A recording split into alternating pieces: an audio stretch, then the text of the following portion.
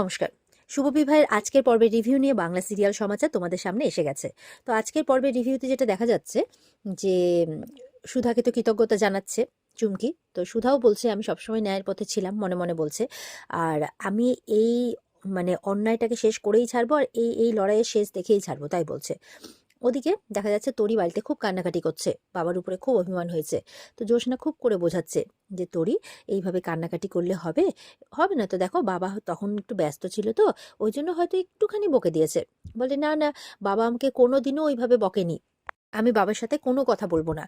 তখন বলছে আচ্ছা আমি কি কোনো ভুল করেছি? বলে না না, আমাদের তরি কোনো ভুল করতেই পারে না। বলছে তাহলে বাবা আমাকে কেন বকলো, এরকম ভাবে বলছে আর কি। আর জ্যোৎস্না বোঝাচ্ছে। তখন ঠাম্মি আসে। ঠাম্মি এসে বলছে কি হয়েছে, আচ্ছা চলো আমি তোমাকে বাবার ছোটবেলাকার গল্প শোনাচ্ছি। বলে না না, আমি বাবার ছোটবেলাকার গল্প শুনবো না। বলে কেন, তুমি তো শুনতে খুব ভালোবাসো। বলে ভালোবাসি, কিন্তু আজকে আমি শুনবো না, আমি বাবার সাথে কথাও বলবো না, এই বলে দৌড়ে চলে যায়। তখন জ্যোৎস্না বলছে সত্যিই তো, ভাই এরকম ব্যবহার করলো, তো কখনো তোর সাথে এরকম ব্যবহার করেনি। আমার মনে হচ্ছে কেমন যেন ভাই একটা বদলে গেছে। ঠাম্মি বলছে আমার নজরে যে সেটা পড়েনি তেমনটা নয়। জ্যোৎস্না বলছে আচ্ছা এতদিন পর অফিসে জয়েন করেছে, কাজের চাপ, তার জন্য এরকম হচ্ছে কি। তখন ইয়ে আসে, মেচকা আসে, বলছে এই সুধা তেজ কোথায় রে? বলে কেন, ওরা তো অফিসে, আর ধর তো অফিসে। আমি সারাদিন ওয়েট করে গেলাম, ওদের আজকে ইম্পর্টেন্ট একটা মিটিং ছিল, আমার কতটা ফেস লস হলো জানিস? না সুধা গেছে না তেজ গেছে। ওরা তো শুনে অবাক, কি বলছো কি, ওরা দুজনেই যায়নি, কিন্তু দুজনেই তো অফিসের জন্য বেরিয়েছে। তাহলে তো এবার চিন্তা করছে যে গেলোটা কোথায়। ওদিকে দেখা যাচ্ছে চুমকি, সুধা, ঝিনুক সবাই মিলে ওই বিজুর কাছে গেছে। তো চুমকি বলছে আর কি যে তুই ঠিক আছিস তো? বলে হ্যাঁ আমি ঠিক আছি, এই তো সুধা মানে ম্যাডাম আর কি আমাকে সেফ ভাবে এখানে রেখে দিয়ে গেছেন। তো বলছে হ্যাঁ রে, ম্যাডাম শুধু আজকে তোর জন্যই লড়েছে এমনটা নয়, ম্যাডাম আজকে আমার জন্যও লড়েছেন জানিস তো। আমার ওই কিংসুক লাহিড়ীর যে সৎ বোন আমি, তো সেই সূত্রে তার সম্পত্তির অর্ধেকের উপর যে আমার অধিকার, সেইটা নিয়ে ওনারা দাবি জানিয়েছেন। তো আমাকেও আমার অধিকার পাইয়ে দেবেন জানিস তো। চুমকি বলছে এর জন্য যদি আমি আপনাকে 7 জন্ম ধরেও কৃতজ্ঞতা জানাই, সেটাও আপনার উপকারের কাছে কম হবে জানেন তো। সুধা বলছে ধন্যবাদ জানানোর কিচ্ছু নেই, আমি সবসময় ন্যায়ের পথে ছিলাম, আছি আর থাকবো। নুকো বলছে যে আমি আর দিদি প্রাণপণ চেষ্টা করবো যাতে তুমি ন্যায় বিচার পাও। ওদিকে সুধার ফোনে একটা ফোন আসে, ফোন করেছে জ্যোৎস্না।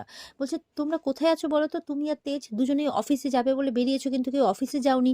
সুধা তো শুনে অবাক, কি তেজ অফিসে যায়নি, বাড়িতেও নেই? এটা শুনে না ও ফোনটা, সুধা ফোনটা রেখে দেয়। জ্যোৎস্না তো বুঝতে পারে না, জ্যোৎস্না লাইনেই থাকে, কিন্তু সুধা ফোনটা রেখে দেয় অবাকভাবে। তখন বীরজুকে বলছে বীরজু আমাকে না এক্ষুনি বাড়ি ফিরতে হবে। তখন বলছে হ্যাঁ আপনি তো যাবেনই, কারণ ওখানে আপনার স্বামী তেজ বসু মল্লিক আছে, তো আপনাকে তো তার কাছে ফিরতেই হবে। তখন চুমকি আর ঝিনুকের একটু খারাপ লাগে, তো চুমকি বলছে ঝিনুককে যে চলুন আমি আপনাকে বরঞ্চ গ্রামটা একটু ঘুরিয়ে দেখাই, তারপর আপনি চলে যাবেন।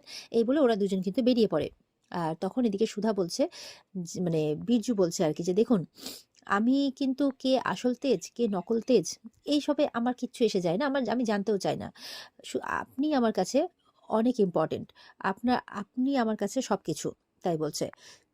তারপর আবার সুধাকে একটা পুতুল দেয়, সেটাও নিজে হাতে বানিয়েছে খড় দিয়ে, তরির জন্য। বলছে এটা তরিকে দেবেন। তো সুধা তো দেখে চোখে জল চলে আসে যে তরির জন্য এতটা চিন্তা করছে। তো বলছে যে বলবেন না যে আমি দিয়েছি, কিছু একটা বলে দিয়ে দেবেন। আর আমাদের তো আর কোনোদিনও দেখা হবে না, তাই না? এটাই বোধহয় শেষ দেখা। তো সুধা তো চুপ করে আছে। বলছে ম্যাডাম আমার না আপনার কাছে কোনো দাবি নেই, আপনি আমার কাছে সবকিছু। সুধা বলছে নিজের ভালোবাসাকে খুঁজে পেতে আমি কে আসল তেজ কে নকল তেজ সেই সত্যিটা সবার সামনে আনবো। আর তার জন্য আমাকে 24 ঘন্টা ওই ওই মানুষটার সাথে থাকতে হবে। তখন বিরজু বলছে কি 24 ঘন্টা থাকতে হবে? 24 ঘন্টা? আপনি বুঝতে পারছেন আমি আপনাকে কি বলতে চাইছি? আপনাকে আমি 1 মিনিট 1 সেকেন্ডও আমি সহ্য করতে পারছি না। আর আপনি ওর সাথে, আর আপনি বলছেন 24 ঘন্টা থাকতে হবে, এই বলে নিজের হাতে নিজেই বাড়ি মারছে। তখন এই সুধা আবার তেজ তেজ বলে দৌড়ে গিয়ে হাতটা সরায়, আর হাতটাকে আবার দেখছে যে কিছু হলো কিনা। তখন আবার বিরজু যখন তার দিকে তাকিয়ে আছে সুধার দিকে, সুধা তখন বলছে না বিরজু, আমি বলতে চাইছি যে দেখো। বলছে যে পাগলামি করো না, আমি আমি কথা দিচ্ছি তোমাকে যে আমি পরে তোমার সাথে যোগাযোগ করব, আমি আসছি। এই বলে যখন যাচ্ছে দেখছে ওই তেজ চলে এসছে। তো সুধা তো দেখে ঘাবড়ে গেছে। আর এদিকে বিজু অবাক হয়ে গেছে।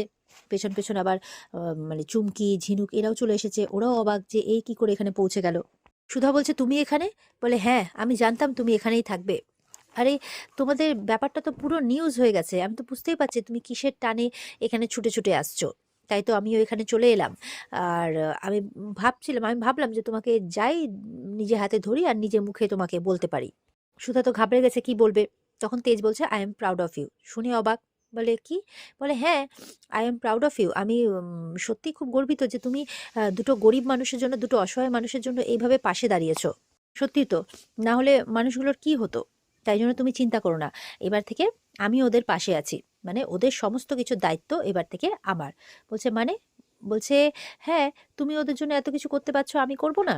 ওদের থাকা খাওয়া রোজগার সমস্ত কিছুর দায়িত্ব আমাদের।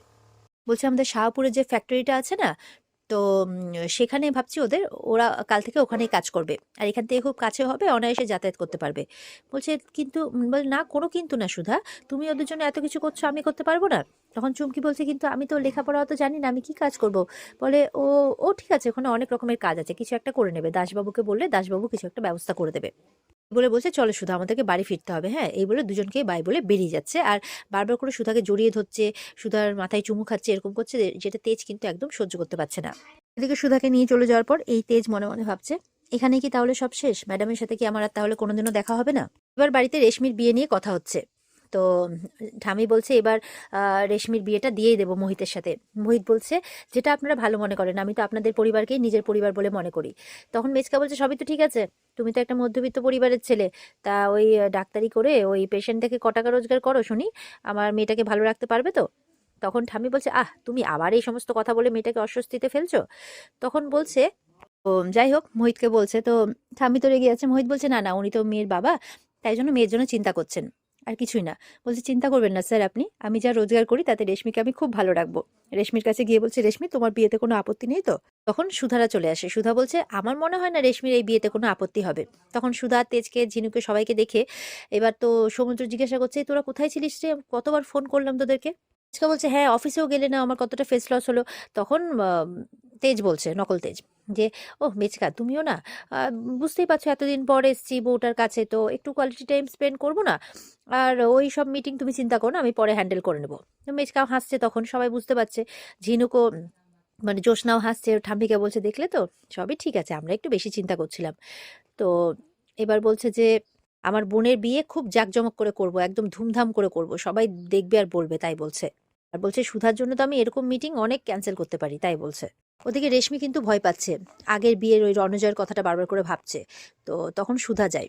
সুধা বলছে কি ব্যাপার, এত আনন্দের খবর হচ্ছে, তাও তুমি খুশি নও? তখন বলছে যে না মানে বুঝতেই পারছো, আমার আগে যা হয়েছে আমার ওই সমস্ত আবার রিপিট হবে না তো। সুধা বলছে আমি বুঝতে পারছি তোমার মনের ভয়টা, আমার সাথেও এরকমটাই হয়েছিল, আমিও তোমার জায়গাতে মানে যখন ছিলাম তখন আমারও এরকমই মনে হয়েছিল, কিন্তু তারপর তো সবকিছু ঠিক হয়ে গেছিল, তুমি তো দেখেইছো। রেশমি বলছে আমার জীবনটাও তোমার মতো হবে তো? বলে 100 বার হবে, কারণ তুমি তোমার ভালোবাসার মানুষের কাছে যাচ্ছ, আর মোহিত তোমাকে খুব ভালোবাসে, তোমরা দুজন খুব ভালো থাকবে।